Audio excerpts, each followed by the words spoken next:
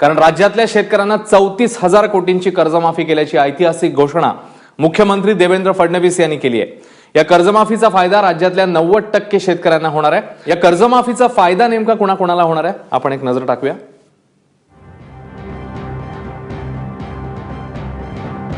कोणकोणत्या राज्यामध्ये झालेली आहे कर्जमाफी तर तेलंगणा, आंध्र प्रदेश 20,000 कोटींची कर्जमाफी झाली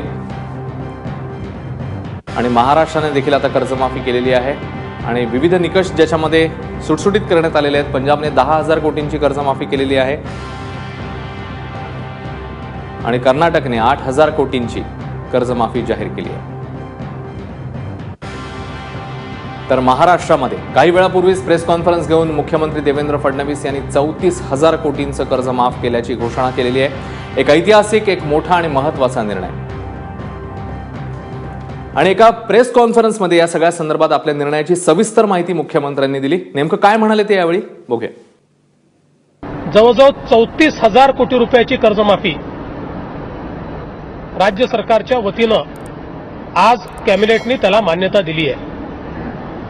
याच्यामध्ये 1.5 लाखापर्यंतचं कर्ज सरसकट आम्ही माफ करतो आणि 1.5 लाखापर्यंतचं कर्ज सरसकट माफ केल्यामुळे जे थकीत शेतकरी आहेत त्यातले 90% शेतकऱ्यांचा सातबारा पूर्ण कोरा होणार आहे। 90%।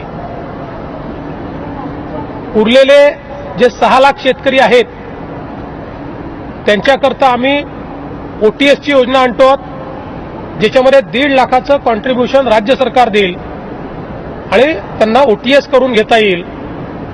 त्यामुळे हे सगळे शेतकरी याच्यामध्ये आम्ही कव्हर केलेले आहेत। यासोबत ज्या शेतकऱ्यांचं कर्जाचं पुनर्गठन झालं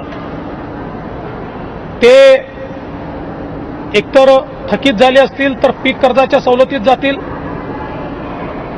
मध्यम मुदतीच्या कर्जामध्ये जे गेले आहेत ते त्याच्यामध्ये जातील, कारण हे कर्ज माफ करत असताना पीक कर्जासोबत टर्म लोन ज्याला आपण म्हणतो मध्यम मुदतीचं कर्ज हे देखील आम्ही या ठिकाणी रद्द करतो, माफ करतो।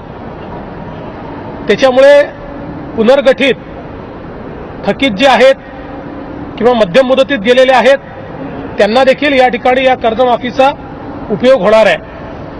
हा जर आपण हिशोब लावला तर